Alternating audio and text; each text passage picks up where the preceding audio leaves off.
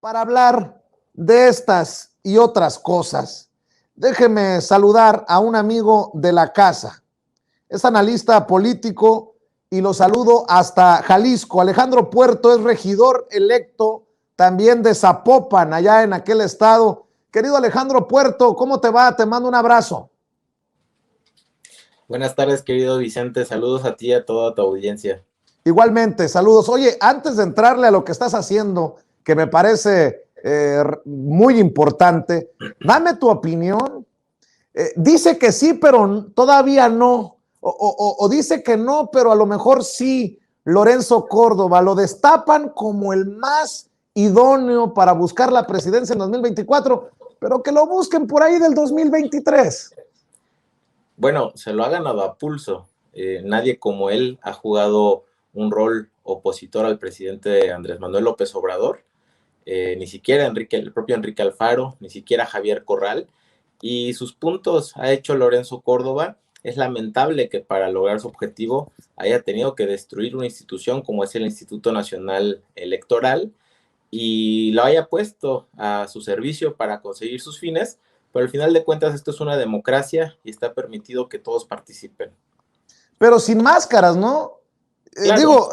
Aquí lo más cabrón es que ¿cuántas veces antes de las elecciones del 6 de junio dijimos, quítate la máscara, Lorenzo, estás haciéndole el caldo gordo al PRIANREDE, pues ya, déjate de cosas, nada más, déjense de hipocresías?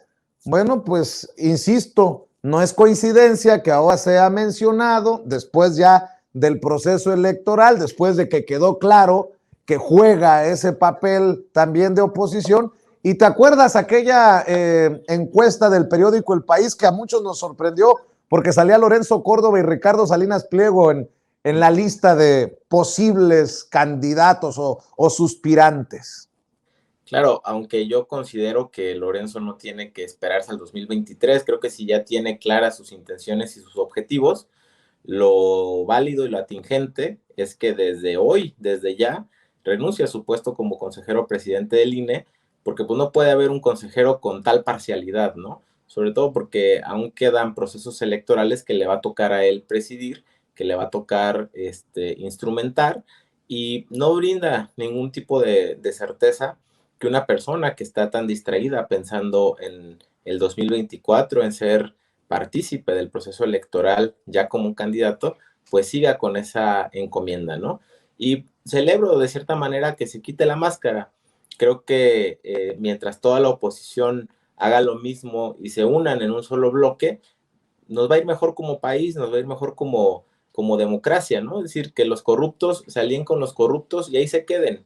Y en las urnas vamos a ver qué es lo que elige el pueblo de México, y estoy seguro que el pueblo de México seguirá el rumbo de la transformación. Déjame abusar de tu generosidad, de tu confianza, para preguntarte también tu opinión en estos tiempos de fake news, de noticias falsas, de crisis en el periodismo, dice el presidente Andrés Manuel López Obrador. Tanto Azucena Pimentel, la exproductora de Loret de Mola, como el propio Loret de Mola, exconductor de Primero Noticias en Televisa, se dicen víctimas. Lo que a mí me parece parte del mismo montaje, un montaje del montaje. Dame tu opinión desde Jalisco. ¿Cómo ves este careo de Loret de Mola, que lo pinta como una victoria porque reivindica que él nunca supo que era montaje, aunque sus ex colaboradores Laura Barranco y Magaña se sostienen en sus dichos? Y ahora que acabo de leer precisamente el comunicado de Azucena Pimentel, quien trabaja en estos momentos en el gobierno de la Cuarta Transformación, y hay que decirlo con todas sus letras, en tiempos de la infodemia, en tiempos de las fake news, en tiempos de un Riva Palacio que miente, por ejemplo, del Güero Palma, que hoy reingresa a prisión, haciéndolo quedar como pendejo, perdón. Dame tu opinión acerca de todo este merequetengue, de todo este ruido que, pues, más allá de lo mediático, pues todavía mantiene este caso a los Vallarta con el Jesús en la boca.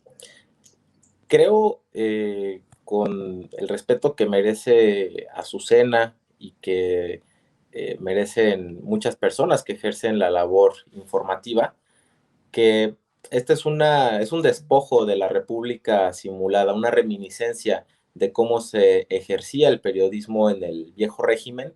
Y este comunicado, que no dudo que tenga partes que sean verdad, me parece un poco absurdo, porque creo que nos quieren hacer ver una idea de la prensa que en México hasta hace muy poco era inexistente.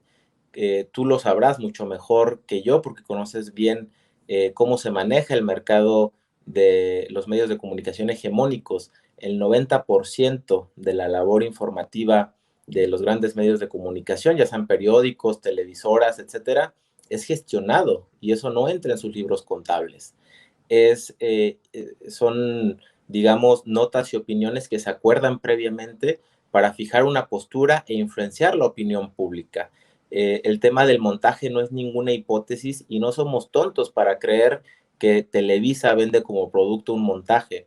Precisamente de lo que hablamos es de ese gran vicio, que es como el poder político gestionaba la opinión de columnistas, de conductores, de analistas, utilizando como instrumento el presupuesto para comunicación social, ¿no? Y cómo eso servía para presión política.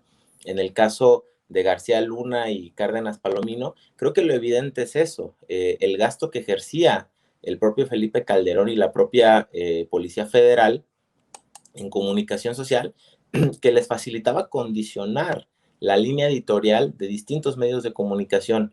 Yo no creo que este sea un tema absurdo donde se reunieron todos y dijeron vamos a hacer un montaje. Lo que sí creo es que es uno de esos productos que muchos medios de comunicación ofertan, como son columnas de opinión, son la venta de las portadas, son los temas que se tratan en las mesas de análisis o en los noticieros estelares. Todos esos, y es una realidad, son productos a la venta y no pasan Claro. por los libros contables, porque existe un mercado negro que financia a los medios de comunicación más allá de su ingreso legítimo. Y es donde muchos actores de poder, legítimos e ilegítimos, como grupos de presión, incluso grupos delincuenciales o empresarios con mucho dinero, pues logran imponer su visión de las cosas. Y esa es una realidad en todo el planeta, no solamente aquí en México. Así que bueno, el comunicado puede tener cierto valor porque ante un señalamiento cualquier persona tiene el derecho a defenderse, pero no nos hagamos tontos. La realidad de la prensa nacional, del periodismo en México, lo que refleja esa crisis es precisamente ese tipo de actitudes, donde se asume que todo funciona con una normalidad, que si fuera tal, todos tendríamos derecho de réplica, los periodistas o los columnistas no mentirían abiertamente, como es el caso de Riva Palacio, y la prensa sería verdaderamente independiente. Lo que Así vimos es. es que precisamente existe una dependencia tanto por esos esquemas de financiamiento como del recurso público. Por eso te respeto, por eso te admiro, Alejandro, porque no le sacas al parche y porque te expresas sin censura. Voy a continuar este tema en unos minutos con la escritora Beatriz Aldaco, por lo que escribe en Regeneración MX, pero una razón más por la que te pedía que aparecieras para que comentaras aquí en Sin Censura es algo que de lo que me percaté en las redes sociales. Todavía no tomas protesta como regidor ahí en Zapopan y has iniciado con las que has llamado audiencias ciudadanas para escuchar al pueblo. Vas a hacer enojar al pelón Alfaro, querido Alejandro, en un estado, en un municipio en donde pues no hay mucha apertura para que el pueblo se exprese, para aquellos que tienen ideas diferentes a los que gobiernan sean escuchadas.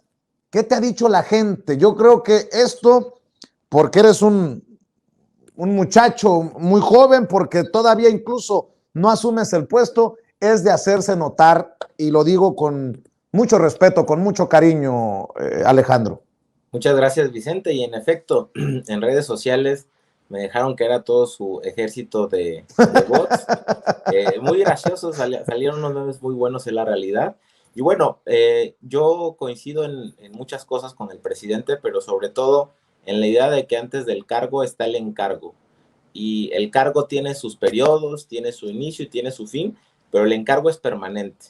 Y mi encargo, más allá de ser regidor electo, pues tiene que ver con mis intereses como ciudadano, con mis causas, con aquellas batallas que he decidido dar, y esas no se detienen nunca, ¿no? Entonces, el pasado proceso electoral, aunque no nos fue muy bien en la elección, porque en efecto había cosas que nos hicieron desconfiar mucho de cómo se habían contado los votos aquí en Jalisco, pues arrojó como resultado que yo seré regidor a partir del 1 de octubre. Actualmente soy regidor electo, ya cuento con constancia por parte del Instituto Electoral Local e iniciamos con este esquema para platicar con la gente, pero también socializar algunos proyectos. Me gusta presumir que nosotros ya conocemos el municipio, porque antes de la elección lo recorrimos durante más de un año, conocemos todos los rincones de Zapopan, sus necesidades, pero ahora esto se transforma en una relación institucional entre los ciudadanos de Zapopan y sus gobernantes a través de personas como yo, que somos regidores y que al final de cuentas, más allá de lo que diga el reglamento, somos también representantes populares. Somos igual que el alcalde, tenemos las mismas responsabilidades, aunque no las mismas funciones ni las mismas herramientas para cumplirlas. Estas charlas han resultado muy interesantes porque la gente coincide en cuáles son los principales problemas de la ciudad. Actualmente enfrentamos la problemática de las inundaciones, que está muy vinculada, a la corrupción que existe en el sector inmobiliario, aquí en casi en todo Jalisco desde que entró Alfaro, y que se debe a una sola razón: el agua que antes caía en pasto, en bosques, en espacios abiertos, pues ahora cae en planchas de concreto y ya no se absorbe, y eso provoca muchas inundaciones. Entonces, nosotros hemos construido una propuesta alternativa de ciudad que plantea cómo relacionarnos desde el gobierno con los distintos sectores económicos, pero sobre todo el inmobiliario, porque existe desde la llegada de Alfaro un dejar hacer a los inmobiliarios como ellos quieran, y eso es contraproducente tanto para la ciudad como para ellos mismos, porque una anarquía en el mercado inmobiliario perjudica sus propias ganancias. Entonces, lo que nosotros queremos es que el municipio, el Estado, las autoridades públicas recuperen su rol protagónico en el desarrollo urbano. También nos han platicado de las situaciones de inseguridad que se viven en el municipio y cómo prácticamente han sido ignorados por la actual administración. Nuestro objetivo es recoger todas estas peticiones, todas estas solicitudes y hacer una labor de gestión, pero también de representación, acudiendo a las autoridades que actualmente ejercen el poder para pedirles que les den una solución y nosotros darle seguimiento y presionar para que esas soluciones lleguen. También ocurrió algo muy curioso: platiqué con varios funcionarios públicos del ayuntamiento que me platicaron cómo fueron coaccionados en la pasada elección del 6 de junio para votar a favor de Movimiento Ciudadano o participar como representantes de casilla. Me advirtieron que a partir del 1 de agosto van a correr a muchos de ellos y no tienen asegurada su recontratación a partir del 1 de octubre. Entonces, estas audiencias, ese es el resultado que nos están dando: conocer más de cerca la realidad del municipio y tener una radiografía integral de qué es lo que está ocurriendo. Y eso convertirlo en propuestas y en un programa político que desde la regiduría vamos a defender para que la gente sepa que así como existe un alcalde como Juan José Frangé que cuida únicamente los intereses de los empresarios que lo llevaron al poder, pues también habemos regidores como yo interesados en representar las necesidades más urgentes y apremiantes de todas y todos los ciudadanos de Zapopan. Pues como decía mi nana, que en paz descanse, querido Alejandro, aunque no te queda porque eres muy joven, no te arrugues, cuero viejo, que te quiero pa' tambor, y que desde los medios independientes estamos al pendiente de estos esfuerzos. Vamos a ser también duros con la crítica cuando lo amerite. Bienvenida. Y estamos ahí al pendiente. Alejandro Puerto, ¿en dónde te sigue la gente para que vean precisamente lo que estás haciendo? Querido Vicente, en Twitter estoy como @ea_puerto, en Facebook como Alejandro Puerto y en YouTube también como Alejandro Puerto. Te mando un abrazo y gracias por estar siempre dispuesto para hablar sin censura. Cuídate. Gracias, querido Vicente. Hasta luego. Sale, estamos al pendiente.